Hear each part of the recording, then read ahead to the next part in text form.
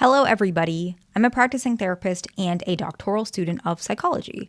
Today, I want to go over ways that we can stop an avoidant individual in relationships to stop pulling away for good. Now, every individual is different, and most individuals need to do at least some of the work. Otherwise, no technique I ever talk about is really going to work. But this is a very important perspective because a lot of individuals don't know why their partner is pulling away. And often it's because they feel unsafe or they feel like they cannot communicate how they really feel in fear of a reaction of their partner, or they don't know how to communicate based on the scenario. A lot of them don't have a lot of experience in relationships. And so the very first one is actually to mention when they're pulling away in a neutral or positive way. It doesn't have to be like, why are you always so distant? Or how come you never answer the phone? But maybe after a while of you guys being together and you kind of go through your, ebbs and flows, you might point out, you mentioned that after a stressful day, they're a little bit less available on their phone. And you were just wondering, is it because that's how they manage stress? And you could also mention, at that time, you can always open up to me. You can always tell me what's going on. But if you ever need space, just let me know. I have no problem giving that to you, right? Just let me know what's going on so that I can do my side to not text you multiple times, because I imagine that will be frustrating if you're trying to have space. And so immediately what you did was you addressed what's going on, but you also accepted it, as well as be a little bit less non-reactive towards the possibility of what they're probably wanting. And if that's not what it is, you will let them know, whatever is going on, just let me know. And I have no issue accommodating to that. This is not something that really bothers me. And so I just want to do whatever I can, right? And so you allow them to recognize who you are is not flawed. You're not difficult. You're not different necessarily. You're different from me, but that's okay, right? It doesn't make you some strange person that should never be accepted, because a lot of avoidants believe that way. And so it's very important to recognize that if you are a person who wants your partner to stop pulling away, but you want the relationship to be healthy, you want it to be collaborative, you don't want it to be stressed or strained, you want both individuals to be themselves, this is a very helpful way to do that. Allow them to feel like they're allowed to be themselves. Encourage them to do what they need, but you're still expecting them to explore ways to communicate with you so that you can better understand them. It also will help you to be less triggered and know what's going on. Now, it's very important to recognize not all avoidants are the same. Some individuals have a different ethic, or I don't know if it's ethics, but a different standard for how they perceive communication, how they perceive respect, whatever it may be. And some people are just not willing to be a healthy person. And that has nothing to do with attachment style. But if you are with a person like that, no matter what you do, you will always be in a situation where it's difficult or you're giving and there's no receiving. So you have to understand that if you are addressing this and you're calm and you're respectful and you guys have been together for some time and they are still being disrespectful towards you or not hearing you, or there's no change on their part, that relationship, you might want to reevaluate what's really going on, because there are plenty of avoidant individuals that actually are okay with addressing these things and being more communicative once they feel they can trust you. So if that's not happening, I mean, you can get another avoidant if you want, like if that's your preference, but this person might not be the best for you. So it's not specific to avoidant individuals. It's just each person is a little different. We all are different. And that's something to remember in general. No person is the same, okay? The next one is encouraging open dialogue in general. That means yourself as well, right? You could mention, how was your day? And maybe they say, yeah, it was good. And you can say, yeah, I've had a busy week myself. I had, X meeting and this meeting and that meeting. How was your week? Like, what was the most difficult parts about your week? And you can do it in a way that's gentle. You don't have to be prying. And maybe if they mention,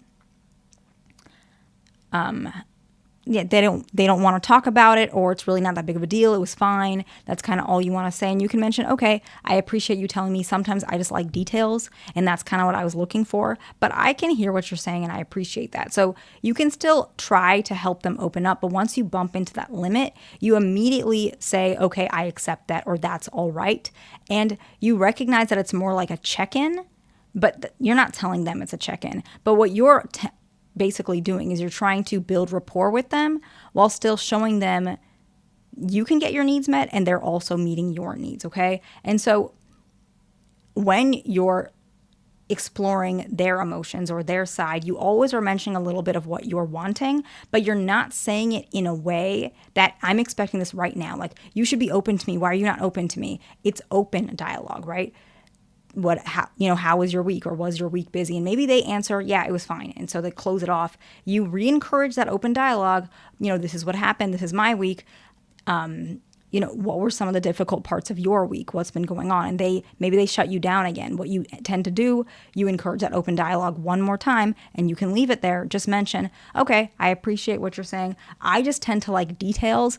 That makes me feel like we're bonding, but I hear what you're saying, and I actually appreciate you sharing, right? And so you encourage that so that next time they feel more like it's appropriate to open up, or they now know, okay, this is what this person wants. This is what my partner wants. So next time you ask them, have you had a busy week? They can mention, yeah, I had a really, Tuesday was really rough or whatever, or no, it wasn't so bad. I stayed local, whatever it is. And so they now know what you're expecting, right? A lot of things in relationships in general is building on to the next step.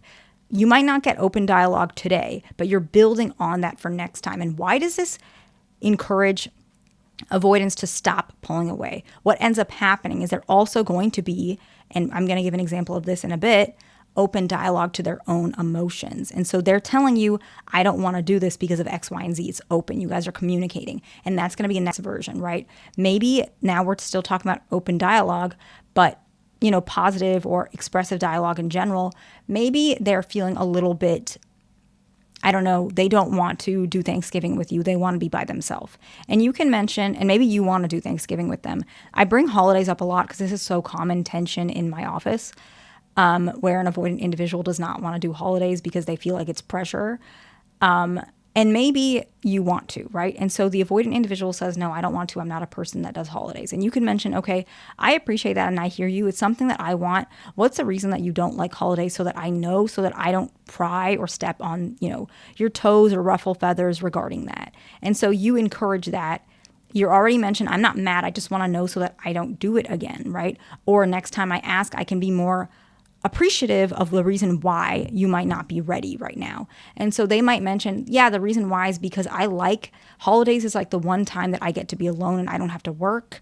And sometimes I just don't want to have to feel like I'm giving that up for another commitment, right? I don't want to give up my space. This is, I'm looking forward to being alone today. I'm looking forward to decompressing during that time. And so by you understanding that, it means that this person, if they do get decompression in general, they will be more willing to spend holidays with you. So by you understanding why they're putting those walls down, they feel more accepted, and then you feel more understanding of them. And so you can, and then once you're met, if their open dialogue is met with lack of negativity and more acceptance, they're not going to pull away. They're going to tell you next time, right? They're not going to shut down and not answer if you say, can we go on a date or whatever. They're going to say, I don't want to go on a date on Sunday because I plan on doing, I just want to decompress, do my laundry, and do my work prep that day.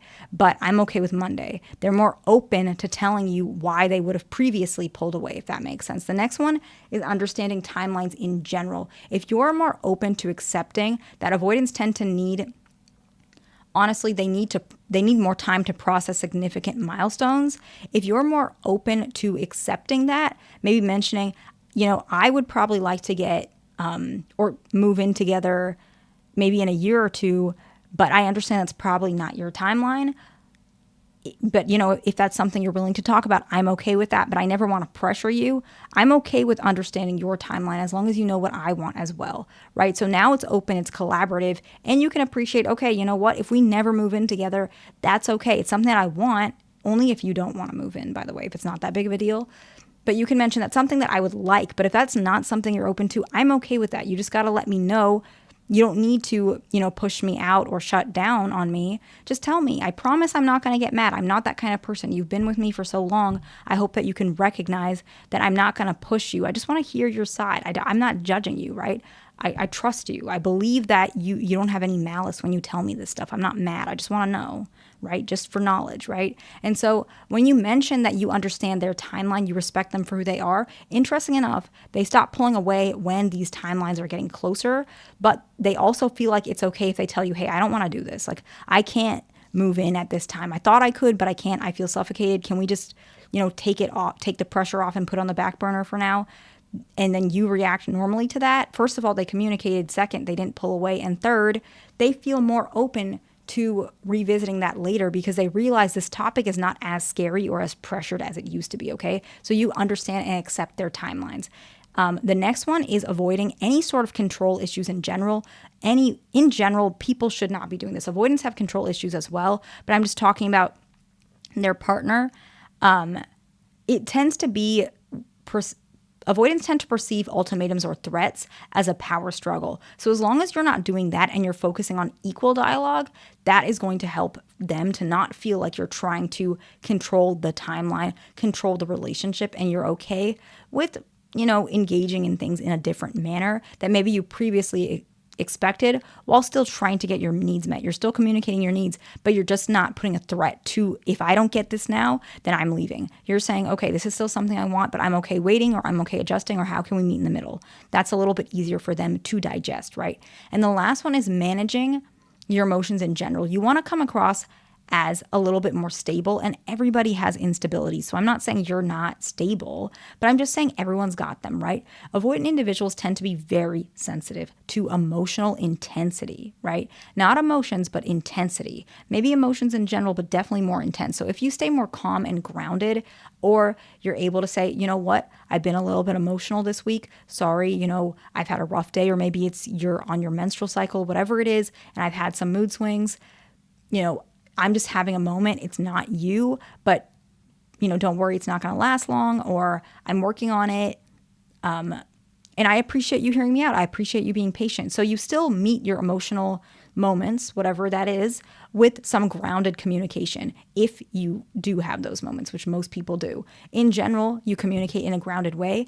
You approach them in a more logical fashion because that helps them to understand. And eventually they actually feel safer and they're more drawn to connecting with you instead of pulling away because they feel like this person is, non-reactive in general, or they're not as reactive. And so if I do feel like I need space or I need a moment to myself, I can just tell them. They're not going to get mad at me. And so these strategies help them feel like they don't need to pull away. They can just tell you. And it's very important to recognize that if an avoidant individual is not reacting positively to anything that you're doing, it might be beneficial that you might need to reevaluate the relationship, because there are plenty of avoidant individuals who do change, who do love their partners, who do regulate themselves, and who do want to make their partner happy. So if your avoidant individual is not doing that, you might think that there might be something else going on, or maybe communication needs to adjust, or whatever it is, okay? I'm just making this video to help you guys. I'm not saying to stay with avoidance or that avoidants are great and nobody is better. Nothing like that. I know some people get that misconception. A lot of people mention because I used to be avoidant that I just make videos just to accommodate to avoidance. That's not true. And some people say, you're not really a therapist. You're just an avoidant who makes videos. That's not true at all. I am licensed. But I think a lot of people think that my intentions are negative or malice. That's not true. I noticed that a lot of videos and a lot of people and articles don't understand avoidance, but I do, from a professional standpoint and a personal standpoint. And so I make these videos so that I can help somebody. You don't have to listen to anything I'm saying. I didn't tell you to click the video, right? So I hope you guys understand that my intention is never to put you in an uncomfortable situation. It's that you guys are in a better situation, right? I hope that makes sense. Please like, subscribe, and I will see you in the next one.